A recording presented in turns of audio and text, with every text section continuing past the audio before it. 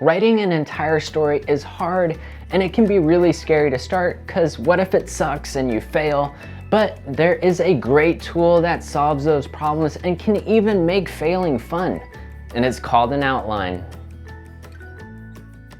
Hey, Walter here, doing what I can to make webtoons and comics easier because it shouldn't be overwhelming or daunting to tell your story. Now, one of the best ways to make writing a lot less daunting is an outline. The outline is a very basic tool that allows you to get your story ideas down and recorded without all of the stress of grammar, dialogue, consistency, descriptions, visualization, all the stuff that makes good writing good, but also makes it hard.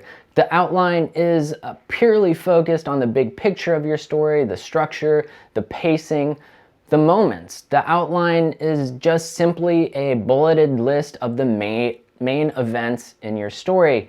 And you can do this in any word processing document, OpenOffice, Microsoft Word, Google Docs, Pages, whatever. Personally, I use Google Docs because it's free and I can access it from all of my devices.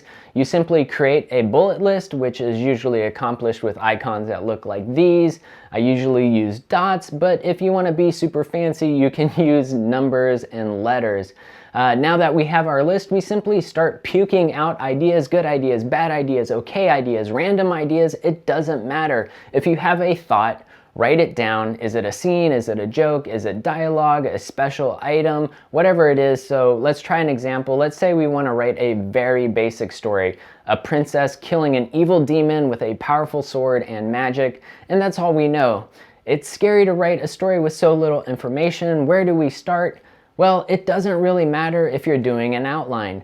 Moment 1, Princess Sarah finds a magic sword. Moment 2, Princess Sarah kills evil demon Joe. Boom, that's our story. It's not a great story, but it is a start. So we think and we ask ourselves, where did Sarah get the sword? So moment 3, Sarah enters the Cave of Fears. How did she find this cave? Moment 4, which is actually moment 1 now. Notice we're sort of working backwards. Eventually we'll go forwards though. So moment 4, old librarian gives Sarah a map to the cave. Why did the librarian do this? Sarah helps the librarian organize his library. That's kind of a stupid reason, but it is a reason, and we can change it later if we come up with something better. So what else? I guess, why does Sarah want to kill Joe? Is Joe being evil enough? Maybe Joe killed her parents. It's basic, but whatever, it'll do for now. So Joe kills Sarah's parents, and wait, maybe he also steals her newborn baby brother because Joe feeds on the life force of babies born under the 12th moon of the 9th night when it's 12:15 or some kind of prophetical prophecy. Maybe we think about the Cave of Fears. Sarah probably should have some kind of challenge in the cave. She can't just get the sword. That's boring. So what kind of fear could she have? Maybe it's failing, and her brother dies, or it's the guilt she has for leaving her parents. Oh wait, she left her parents? Back to moment 1, and we add that Sarah argues with her parents because they are giving the new baby all of the attention, so Sarah runs away.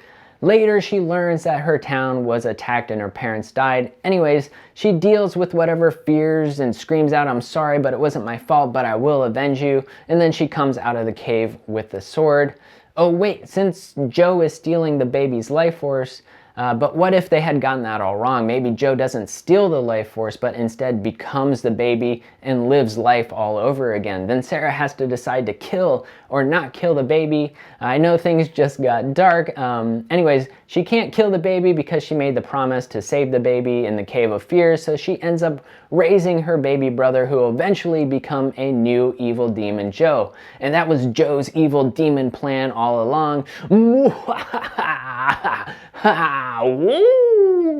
And maybe it shouldn't be the Cave of Fears, maybe it should be the Cave of Promises or Sacrifice, and then you go so on and so forth, and you put the story down, and some of this sucks and some of it needs to be tweaked, and we can always add a lot more to the story, but it's only been a few minutes and our story is coming along pretty nicely, I think. And yes, I actually did all of this as free form flow of thought, and hopefully you would start with a little bit more of a story than what we started with here. And once you know your structure is good, you can start writing the actual story and the script and feel more comfortable. Think about it this way: if you're going to draw something, unless you're Kim Jong-yi, you don't just draw the final drawing from scratch. You start with a rough thumbnail, draw a gesture, find reference, pencil, ink, or pens ink. Same with writing the outline. The outline is your rough thumbnail. So yeah, outlines make writing way easier. And if you want to keep making comics easier, be sure to like, link, love, hug, and hit that sub button for more sweet goodness. And if you can, support this channel's videos at Patreon, Ko-fi, or just share my videos with your friend. You are the newborn babies, and I'm Evil Demon Joe, feeding on your life force of your support, or something a little less creepy sounding. Catch you in the next video. Peace!